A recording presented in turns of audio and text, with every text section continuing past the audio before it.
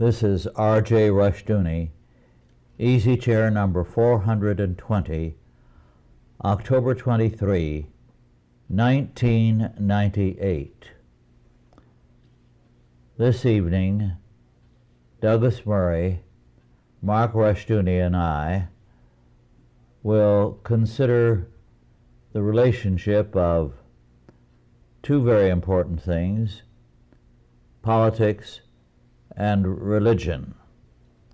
Now, the implications of this are far-reaching and have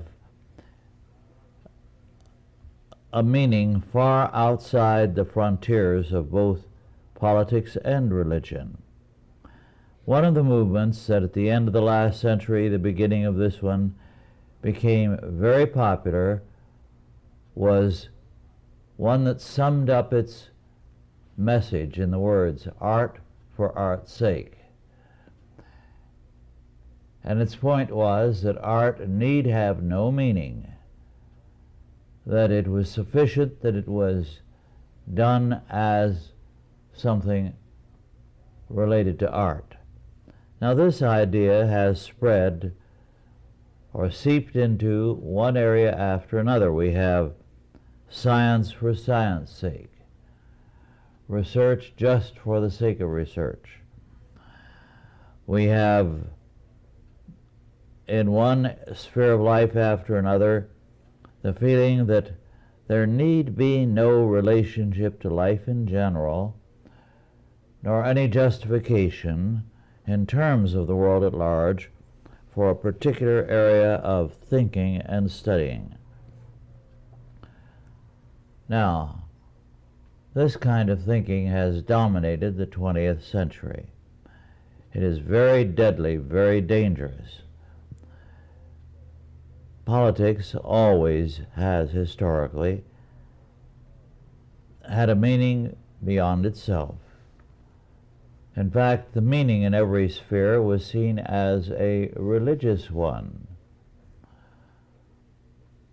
What was the meaning of life? Why did people do a certain thing? How could they justify it in terms of a religious faith? Our failure to relate religion and politics has been disastrous for the modern age. I'm going to tell a little story, a true one, that occurred in October of 1987. I was at Oxford for a conference, and one of the persons in attendance was a young rector in what I would guess was a suburb of Oxford, and he had had an interesting experience the previous Sunday night. He had been preaching in the evening services on some of the basic doctrines of the faith. And that Sunday, his subject at evening prayer was a rather unusual one and not commonplace in unreformed churches. It was simply this: politics and original sin. What he did was to develop the relationship of the fall of man to politics. Well, as he prepared to speak, he saw a couple of older members come in, and with them Margaret Thatcher and her husband. And he felt a little upset. He thought he could have preached on a more popular and appealing subject if he had known that she was going to be there. As he later learned, she was visiting this other couple, friends, and it was her custom to go to evening prayer, and so she assumed they would take her, and so they did.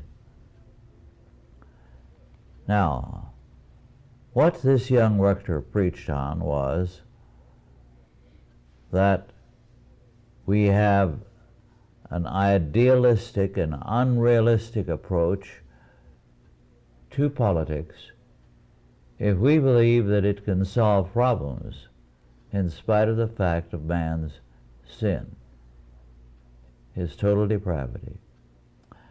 And as he developed the subject, he pointed out clearly that man in every area of his life and thought reveals what he is. Is he a sinner saved by grace, a redeemed man, capable therefore of bringing the light of the faith into that area of life? Or was he simply an unredeemed man, a sinner, depraved, assuming that by his good will he could change the world, alter the course of politics, and make a good society with bad men? As the old saying has it, you cannot make a good omelet with bad eggs. And this was, in essence, the point he was making.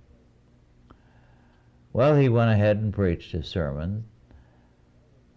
At the end of the service, after the benediction, he said, he raised his head, opened his eyes, and saw Mrs. Thatcher come charging down the aisle. And she came up to him, grabbed him by the hand, and shook it vigorously, and said, "Young man, if more people understood the meaning of what you were talking about, we would not have the false expectation of politics that is today universal."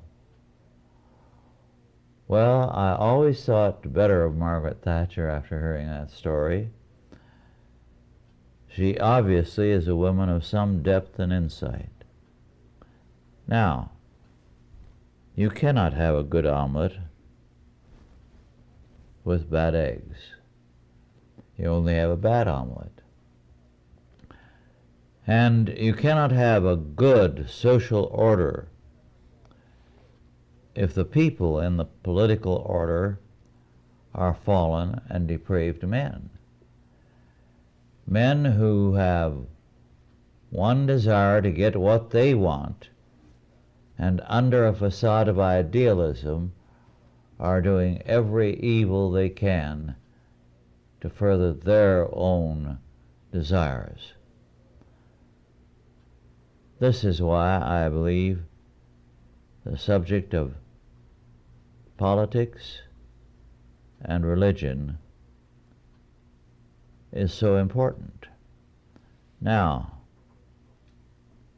you cannot create a good omelet with bad eggs, which means our expectation today that with the kind of people we have in the electorate, with as little religion as they have, we are filled with false expectations when we expect that somehow our politics will be good because our intentions are good.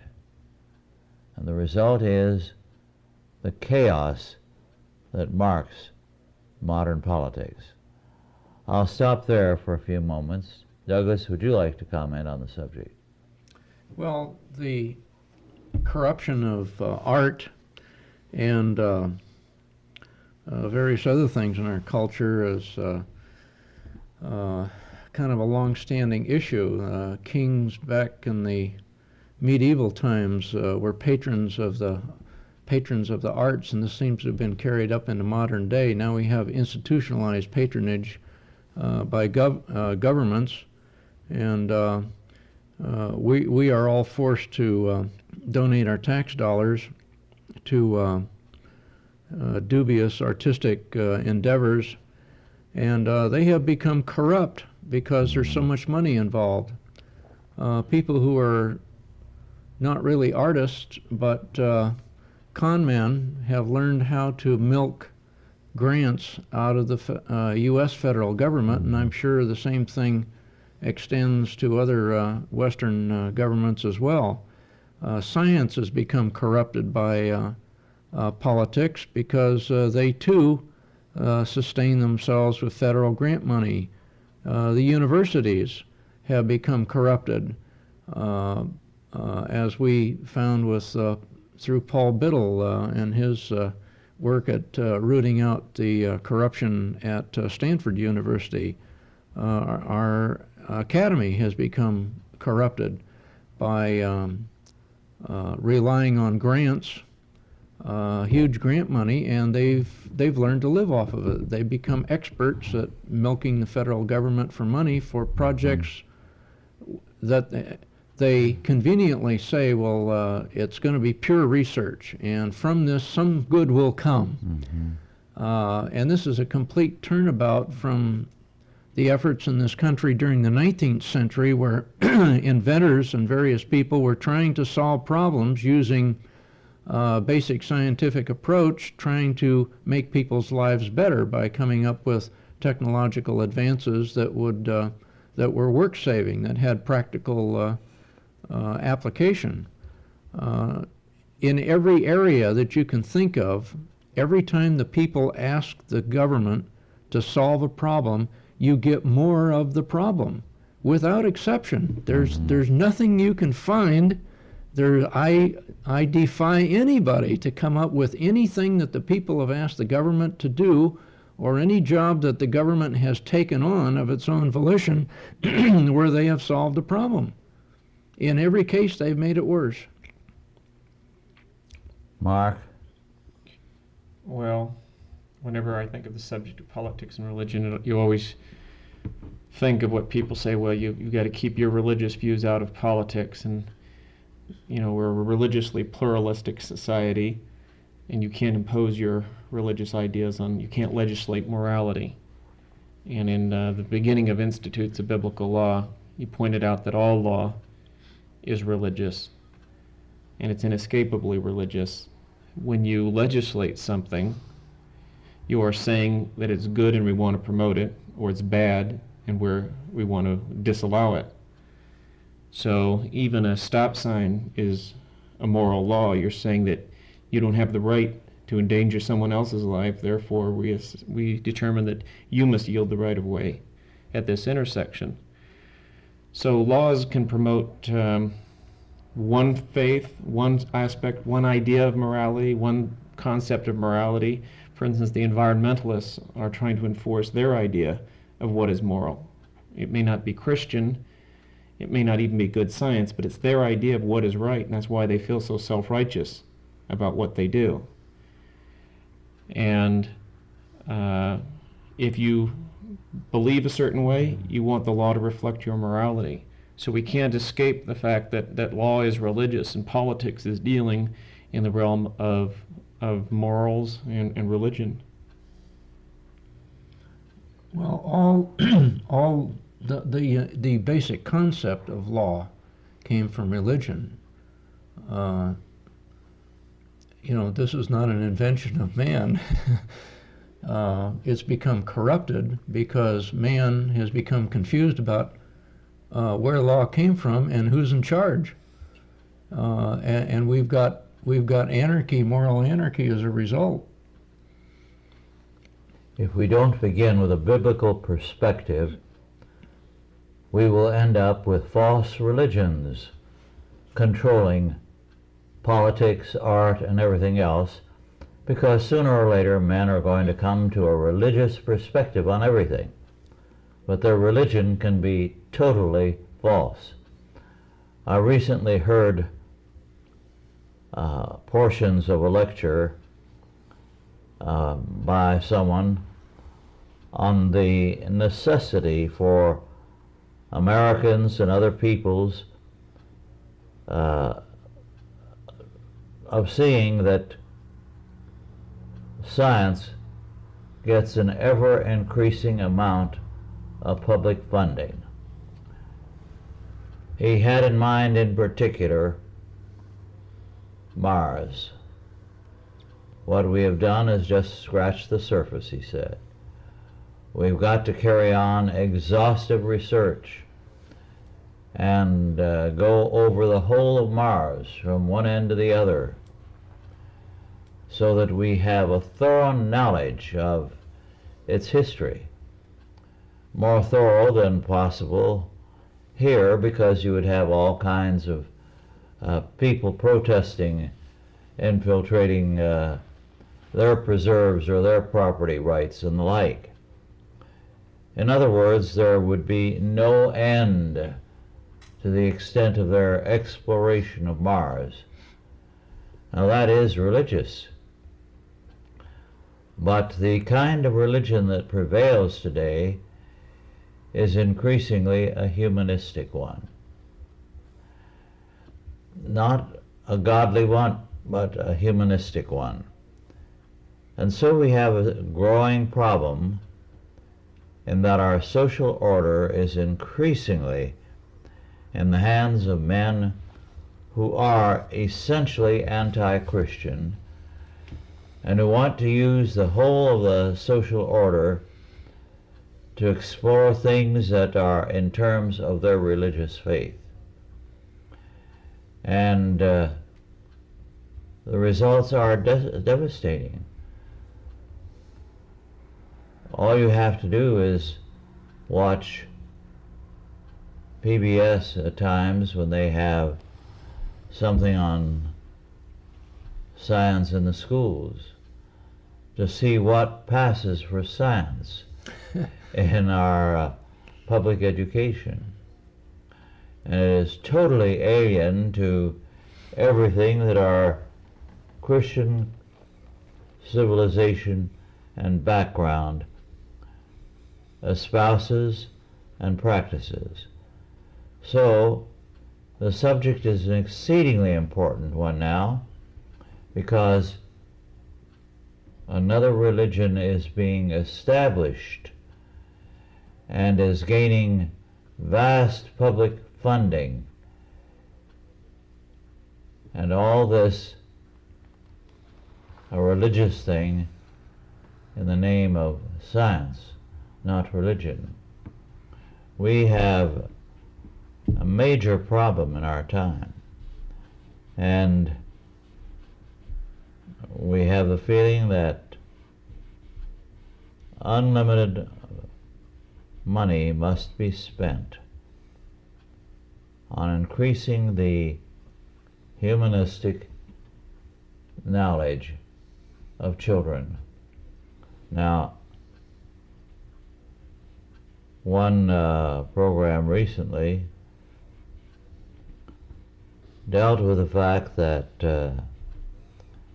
vast sums have been poured into the scientific education of students, just on the lowest grades, and also, of course, on secondary and upper levels. And yet, by providing something as simple as calculators to students, they have not increased their ability to comprehend calculation. They've only made it easier for them to get answers. And the net result is that solid knowledge in the sciences or in mathematics has been diminished by this kind of approach. So we are seeing the destruction of education by their desire to make education more and more successful in terms of these humanistic goals. Well, the public school system has lulled itself into, got itself into a trap with the computerization, these computer classes. They seem to have forgotten the fact that you have to be able to think in order to build a computer. A computer, regardless of what they say, with artificial intelligence and all of the other aspects that they claim for it, is simply an information storage and manipulating device. It can handle huge amounts of information very quickly, but as far as new concepts, conceptual thinking on its own, it's not there. I've seen large corporations in the United States that turned over all of its management processes to computers and went into bankruptcy. One very large electronics firm did that. The owners that started the company thought that they could turn over all management decisions to 3 computers and they could go on vacation. And within about 2 years, they had to file for bankruptcy. They forgot that the computer doesn't think, it doesn't make rational decisions, business decisions. It is startling to me that so many of the articles in this field talk about these sources of artificial intelligence as though they were capable of taking over and running everything, that somehow they're going to be like people. Well, it's man playing God. I mean, the whole idea of imbuing a machine with the same power of thought that a human has is ridiculous. You know, we can't think as quickly as a computer does, but a computer cannot do a lot of the things that the human mind can do. Well, we have to recognize that there's been a tremendous retreat from this relationship of meaning and disciplines. Art for art's sake, science for science sake, has meant also religion for religion's sake. And so you've had learning in the universities without any relationship to life. You've had churches in which the preaching is so abstract from reality that really it has no application to the world at large. You're dealing with something that is limited because the people who are controlling that area, say the preachers, have separated religion and life, the Bible and our everyday society. All they can do is to limit the meaning of the Bible and what it teaches to a very small area of life. And this is wicked. Well, you know, money is the root of all evil, and the common thread in all of these enterprises is to get money. Now, one of the things we need to face today, therefore, is the relevance of our faith to the world at large. How can our faith have any relevance to politics if it doesn't have any relevance to the world at large? And it has been a disaster the way the church has withdrawn from all these areas. It's been a real victory that in this past generation it has begun to regain some of the lost ground, as for example education on the primary and secondary levels. And I hope it'll continue and go to the advanced levels of education. But it has been a retreat from the world, and the world has suffered because of it. Art for art's sake is as ridiculous as religion for religion's sake, or any area attempting to vindicate its existence in terms of things within its own boundaries.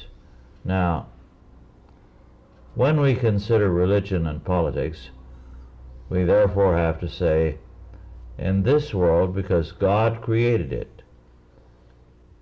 every area of life is related to every other. And therefore we have to, in our thinking as Christians emphasize the interrelationship and make sure we apply our faith to our sphere of activity and to everything else around us. I cannot forget the fact that some years ago, about 15 years ago, we were thinking of doing an entire issue of the Journal of Christian Reconstruction on theology and the world of business. It was very different from what we intended, because we could not find the businessmen who were ready to relate the two. In fact, the response of many was often a rather profane one. What the blankety blank does the Bible have to do with my business, with my everyday work? Provided they didn't put a gun to your temple and rob you, as long as they were doing things on a nominally honest level. What they were doing was therefore entirely legitimate. And this is the kind of attitude that prevailed in one sphere after another, so that there were men who were in effect proclaiming evolution in their sciences while professing to believe in creation Sunday mornings. One of the things that happens when religion and politics are separated, or for that matter, any area of life and thought and the faith, if they be separated, then it steadily becomes less and less a moral concern and more of a game that people engage in. Politics becomes a game. And you have people playing the game in terms of very, very superficial concerns, ready to get away with whatever they can get away with, and ready to play a role because they have no great moral concern. Looking at Washington in recent years, we can cite a great deal of corruption since World War II at the top, and yet a sneaking suspicion that a fair number of these people enjoyed it as a game, enjoyed pulling the wool over the people's eyes, enjoyed getting away with whatever they could get away with, and that it is more and more of a game to some of these people. And now there is a resentment that some people are saying it's wrong to play this game. Well, the yuppie generation, had their own mantra. They said that the money that you made was only how you kept score. It was the manipulation of power and manipulating other people's lives that is what really interested them. And this is why the generation in the 60s and 70s is so heavily involved in politics today, because their whole end game was to exercise power over other people. And the common denominator is playing God. Mm-hmm. Very true. The basic sin of man is to be as God.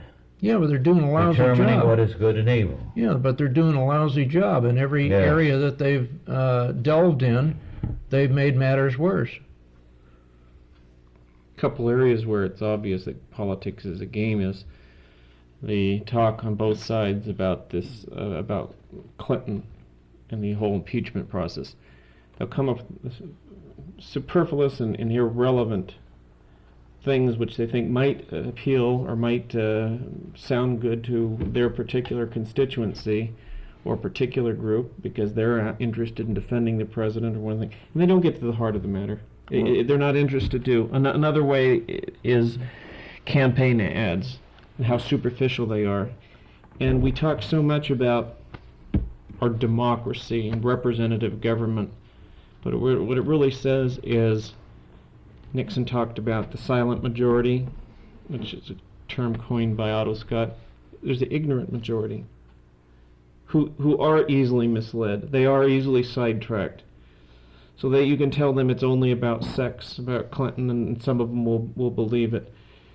You can give half-truths or completely erroneous information on campaign advertising, and a lot of people will buy it.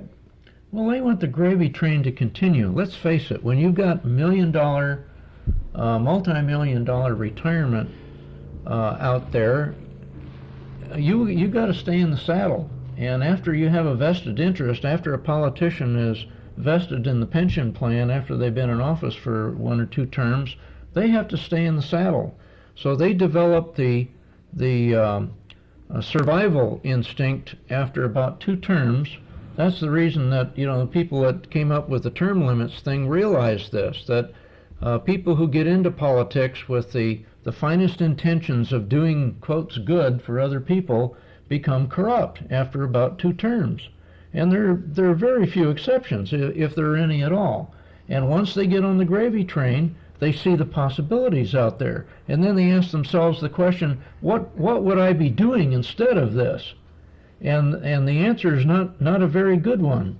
For instance, nobody becomes a judge for money. They become a judge in order to get power over other people, because judges don't make all that much money. There's no self-respecting lawyer would become a judge and give up a law practice where he can make millions a year, for a judgeship where he'd be lucky if he makes $80,000 a year.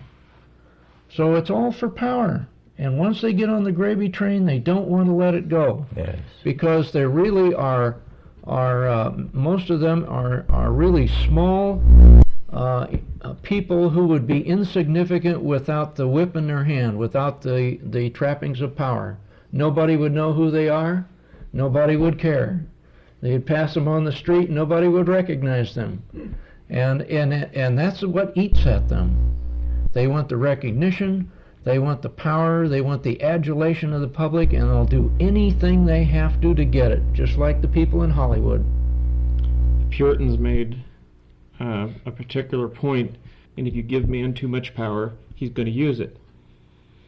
And inevitably, he'll use that power for evil purposes. Well, this is the problem.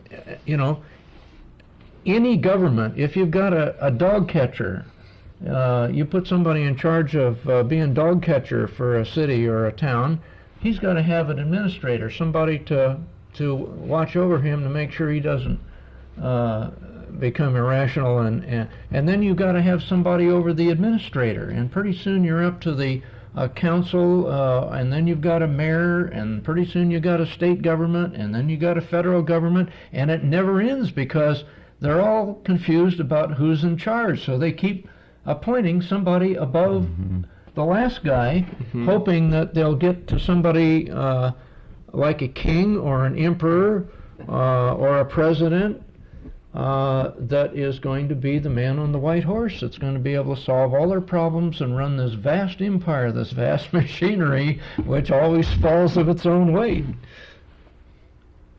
So schools are a good example of that. Public schools, at least in California, are swimming in money. The people who want more money for education are right about one thing: it's not getting to the classroom. In most instances, it's not getting to the classroom. It's administrators. Well, they become... It's the bureaucracy in Sacramento and the county and the district level who's consuming all this school revenue. When is the last time you saw a list of the top 100 or top 500 moneymakers in just the state of California's educational bureaucracy? There are hundreds and hundreds, if not thousands, of people up there making well over $100,000 a year who do nothing, absolutely nothing. They're parasites. They have very little to do with what happens down in the quotes in the street, as far as education is concerned. And they don't want, once they get on the gravy train, like any other political machine, they don't want it to end because the rewards are vast. Mm-hmm. Well, it is interesting to note that John Cotton, in his book on Revelation, written in the colonial era, saw that man is a sinner and that he is going to use any power given him to the extreme. And he summed it up in these words: every horse knows the length of his tether by morning. Yeah. In other words, the horse will go as far as the tether will reach, and man will go as far as his tether will reach, or allow him to go. Well, this is also, you can apply that same thing to technology. Mm-hmm. We have all of these new technologies coming online, which government monopolizes and then uses to control the people. The surveillance, the cameras everywhere, the surveillance of the internet, I mean, they just can't wait. All of the various federal agencies, law enforcement or otherwise, just can't wait for these new technologies because it gives them another notch on the power ladder. They can exercise more control over people's lives. They can measure every jot and tittle of every person's life, and that gives them absolute power. And they have an insatiable appetite for technology, and they'll spend any amount of money that they have to in the name of, quote, science. And it's not about science, it's about control. I think the present direction of things is to increase the power of the bureaucracies. This will mean to increase their power over us and over our possessions. And only as men start curtailing the power of the state, curtailing the power of bureaucracies, will they begin to regain freedom in one sphere after another. And it's this progressive loss of freedom that is so devastating in our time. Well, it's happened in the legal machinery all the way up to the Supreme Court. I heard Bork speak. He was giving a speech at some university on C-SPAN here last weekend, and he mentioned the fact that people are just beginning to realize that the Supreme Court of the United States reads the newspaper. I mean, everybody thought it was a joke back in, I don't know, in Roosevelt's time. I think some wag in the press said, well, the Supreme Court reads the daily paper. Well, in fact, they do, because the Roe v. Wade was a sop to the what they perceived as being the popular notion toward abortion. And virtually they've been busting their buttons to come up with decisions that, regardless of how they have to stretch and manipulate the wording of the Constitution, they have in effect usurped the legislative power of the legislative branch of the government by this activist type of judicial decisions. And it's been going on, it's been rampant for probably since the 1800s. But it's been picking up steam, it's been picking up, I mean, virtually across the board. In virtually every decision they make, they come up with wording that even law professors can't make sense of, lawyers can't make sense of, because it has no relation whatsoever to the Constitution. They're just making it up as they go along. Well, we have to restore the priority of religion. because what our faith tells us is that all things are to be understood in terms of God, in terms of the Trinity, and that we cannot understand any area of life or thought apart from Him. As a result, any attempt to separate life from God is an attempt to separate life from meaning. And this is what we have had. And we have been fed a whole world of partial meanings, of trite answers. And this is going to stop because it will break down of itself. However, if we wait until that happens, we will certainly reap the whirlwind and the consequences. Well, the debt bubble is another manifestation of this. It's a giant Ponzi scheme, and now it's being carried on a world scale, on a global scale, so that if one country falls, they're afraid that the entire world economic structure will collapse. I mean, this is ridiculous, absolutely ridiculous. Why, if the banks in Japan go in a hole for $600 billion worth of bad loans, that the United States has to be concerned about our financial stability. Absolutely ridiculous. Or that the answer rests purely with us, that there is no objective moral factor in economics. Exactly. I mean, there has to be, at some point, if you are corrupt enough and you are wasteful enough, at some point you got to pay the piper. Yes. Every individual is faced with this, but governments feel they're exempt. And they construct these giant houses of cards in order to try to keep themselves from being exempt. And they keep assuming that with the right kind of action in Washington, the world crisis will be solved. Well, the government itself is in crisis from top to bottom.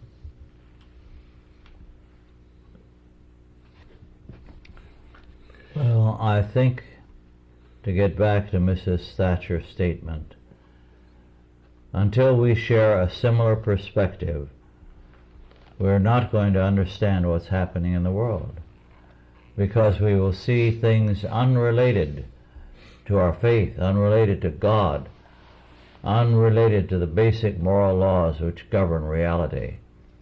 And this has been our problem. We have less insight into the problems which confront us than most generations have had. We have more factual knowledge, but less insight, because we have taken a perspective which is entirely ungodly and which is entirely without any relationship to reality. Well, I thought up until recently that politicians who claimed that they could solve problems were simply arrogant, ignoring the lessons of history, making the same mistakes that prior governments and prior politicians have made through time, that they were simply arrogant, feeling that they alone were wise enough and intelligent enough to succeed where all prior politicians and governments had failed. Yes. But as I'm beginning to come to the conclusion that they're just plain stupid. It's just like a hog trying to get out of a pen, or a bear. They'll just run into the side of a steel barrier and run into it and run into it and run into it as many times as it takes until they run out of energy, because they don't learn the lesson that that it's impenetrable, that they cannot solve their problem by that means. And yet we have politicians who will try the same tired, failed methods time after time after time and never give up. They're afraid to give up. They're absolutely terrified to admit to their constituents that their methods are a failure. At some point, I would think that the mere frustration of failure would force any intelligent being to look for the alternative, which is the answers found in the Bible. It's the only repository of wisdom left. I mean, they've explored every other nook and cranny, every other methodology, and failed with it. Mark, our time is running out. Do you have some comments by way of conclusion or summary that you would like to make? I think as we approach politics, government in general, I think we just have to recognize that man is a sinner, and we have to expect less from government, and we have to give them less power. And we can't hope for reform coming from Washington or Sacramento or any other seat of government. The only way ultimately that we're going to have reform is if we take power away from government and we demand more freedom of ourselves. And I think that's the only way things are ever ultimately going to be changed. As long as we have powerful government, we're not going to have freedom, and we're going to have chaos in politics. We're going to have this pathetic show. I think we deserve a Clinton. I think we were due for someone just like a Clinton. Can't really make a pretense to respectability. I remember reading people predicting his rise to prominence 15, 20 years ago, that at some point near the end of the 20th century that we would have a president who was a totally morally bankrupt individual. And amazingly, it's come to pass. Everybody thought it was, an off-the-wall, an irrational comment to make at the time, but it has actually come to pass. Well, 10 years ago, in 1988, he considered running for the presidency. And now people that have been associated with him have said that he chose not to because he knew with the Gary Hart scandal, he knew that was going to hit him. Mm-hmm. So he chose not to run then, and apparently decided 4 years later, and he was correct, that he could get away with it. Well, the power, government's power comes from money. And, if people want to keep voting for big bond issues that enslave their children, which is what they're doing, they're enslaving their children and their grandchildren for generations to come by keep voting for these huge bond issues. Education, despite what they say, does not need more money in the state of California. They need to simply spend more wisely what they have. In every area of government, people have got to, every election, they've got to stop voting for these bond issues because the more money you give them, the longer the hayride's going to continue. You mentioned one point I'd like to return to, Mark. You mentioned that the fact of church life is that too often the churches begin with, "You need Jesus," which is true enough. But even more, we need to face the fact it's not a need. We cannot live without Him. All meaning is destroyed in our lives and in the world. And our problem today is we see Him as the extra, the cherry on top of the dessert, or the ice cream.